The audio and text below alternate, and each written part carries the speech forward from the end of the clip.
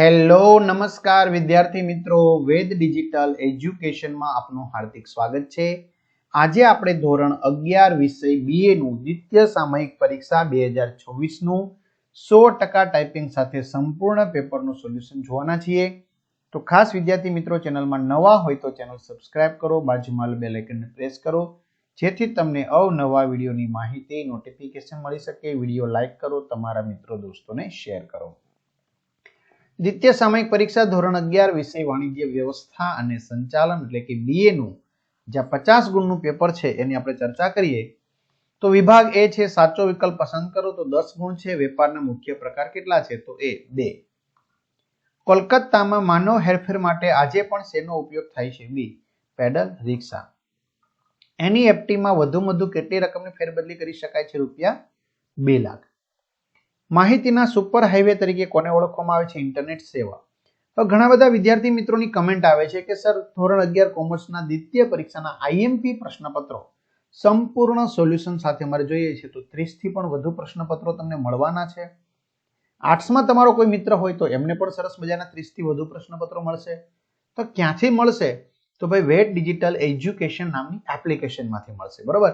આ સિવાય સ્વાધ્યાય ગુજરાતીના કૌશિક સરના વિડીયો, ઇકોનોમિક્સના પ્રદીપ સર સવાણીના વિડીયો, ગૂગલ પ્લે સ્ટોર ઉપર જઈને ગેમ ડાઉનલોડ કરો, ત્યાં જઈને વેદ ડિજિટલ એજ્યુકેશન નામની એપ્લિકેશન ડાઉનલોડ કરો, ઓપન કરશો લા પેજ ખુલે, એમાં તમારા પોતાના મોબાઈલ નંબર નાખો, સેન્ડ ઓટીપી કરો, 4 આંકડાનો ઓટીપી નાખશો એટલે પેડ કોર્સમાં જુદા જુદા પેડ પ્લાનની પીડીએફ મળી જશે। એક્ઝામ પેપરમાં પેપરો મળી જશે। અહીંયા જો પેડમાં તમારે ધોરણ 11 માં તમારે બધું મેળવી લેવાનું, 3 થી 12 માં 3 થી 12 ના વિડીયો। ઓકે, ચાલો। ભાગીદારી કાયદા અનુસાર ભાગીદારી પેઢીની નોંધણી કરાવી ફરજિયાત નથી। સહકારી મંડળીને શાની તાલીમ શાળા કહેવામાં આવે છે લોકશાહીની। સરકારી ખાતાનો વહીવટ કોના દ્વારા થાય છે સરકારી અધિકારીઓ દ્વારા।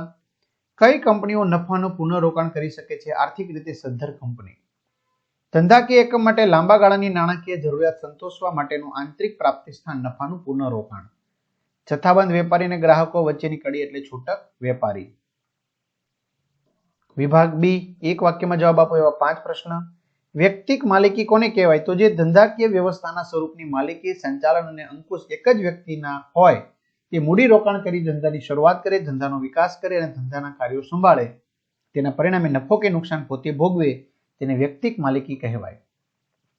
જાહેર કંપની શા માટે વિજ્ઞાપન પત્ર બહાર પાડે છે તો મૂડી ભંડોળ એકત્રિત કરવા માટે, જાહેર જનતાને શેર ખરીદવાનું જાહેર આમંત્રણ આપવા માટે જાહેર કંપની વિજ્ઞાપન પત્રો બહાર પાડે છે।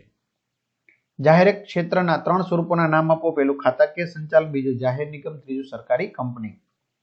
14મું ધંધામાં મોટા પ્રમાણમાં મૂડીની ક્યારે જરૂર પડે છે તો નવી શોધખોળો થવાને કારણે ધંધાકીય એકમમાં ઉત્પાદન માટે ટેકનોલોજી, આધુનિકરણ અને વિસ્તૃતીકરણ અપનાવવા માટે મોટા પ્રમાણમાં મૂડીની જરૂર પડે છે। 15મું સ્વયં સંચાલિત યંત્રો કેટલા કલાક સેવા પૂરી પાડે છે તો 24x7। આ સિવાય વિભાગ સી તમારા 8માંથી કોઈ પણ 5 લખવાના છે તો વીમા યોગ્ય હિત એટલે શું, કોલમની એટલે શું, આઉટસોર્સિંગ થી જોખમમાં ઘટાડો થાય છે સમજાવવું, કંપની ઉપર કયા ધારાકીય નિયંત્રણ રહેલા છે, ભારતીય કંપની કોને કહેવાય। જાહેર નિગમના સંચાલન મંડળમાં સરકાર કઈ વ્યક્તિઓની નિમણૂક કરે છે, પ્રેફરન્સ શેરના પ્રકારો જણાવો, ઇન્ટરનેટ માર્કેટિંગ એટલે શું। વિભાગ ડી 3 ગુણના 8માંથી કોઈ પણ 5। આજીવન વીમા કરતા હયાતીનો વીમો વધુ લોકપ્રિય બન્યો છે સમજાવો। આરટીજીએસ પદ્ધતિ દ્વારા તમને આખું માહિતી આપેલી છે, એના પરથી 3 પ્રશ્નો પૂછેલા છે તો 3 પ્રશ્નોના તમારે શું આપવાના છે જવાબ। ભાગીદારી કરાર પત્ર શા માટે લેખિત હોવું હિતાવહ છે સમજાવો। ત્યાર પછી નોંધણીનું પ્રમાણપત્ર મેળવવાની વિધિ જણાવો। ત્યારબાદ આપણે આગળ વધીએ। ભારતમાં વૈશ્વિક સાહસ વિશે માહિતી આપો, બરાબર। ત્યારબાદ જાહેર થાપણ શ્રીમંતાઈના સાથી ગણાય છે સમજાવો। શા માટે ખાતાવાળી દુકાનમાં મોટા પાયા પર મૂડી રોકાણ કરવું જરૂરી છે। ત્યાર પછી 31મો સવાલ તમારે વાંચવાનો, એના પરથી 3 પ્રશ્નો છે, 3 પ્રશ્નોના જવાબ, બરાબર। આવો એકાદો પ્રશ્ન હોય તો આપણે બહુ ઈઝી પડશે। 5 ગુણના પ્રશ્ન, 3માંથી કોઈ પણ 2 લખવાના છે, બરાબર। અહીંયા પ્રશ્ન આપણે પૂછેલો છે એનો જવાબ આપણે કાયદેસરનું વ્યક્તિત્વ, કાયમી અસ્તિત્વ, મૂડીના નાના હિસ્સામાં વિભાજન, શેરની સરળ ફેરબદલી, સામાન્ય માહોલ, સંચાલન, સભ્યોની જવાબદારી, શેર દીઠ મતાધિકાર, જાહેર ક્ષેત્ર ખાનગી ક્ષેત્રના તફાવતના મુદ્દાઓ આપો. તો અહીં આપેલા છે. ડિબેન્ચરનો અર્થ જણાવી અને તેના લક્ષણો જણાવો. તો આ રીતે વિદ્યાર્થી મિત્રો સરસ મજાનું સંપૂર્ણ સોલ્યુશનની આપણે ચર્ચા કરી. તો તમારા મિત્રો દોસ્તોને જાણ કરો અને બધા વિદ્યાર્થી મિત્રોને સારા માર્ક્સ પ્રાપ્ત થાય એ માટે શુભકામના પાઠવીએ છીએ. બધાને બેસ્ટ ઓફ લક. અસ્તુ. જય હિન્દ, જય ભારત. અને ખાસ સબસ્ક્રાઇબ કરવા બાકી સબસ્ક્રાઇબ કરો, વિડીયો લાઈક કરો, તમને આવા અવનવા વિડીયોની નોટિફિકેશન મળી શકે. અસ્તુ.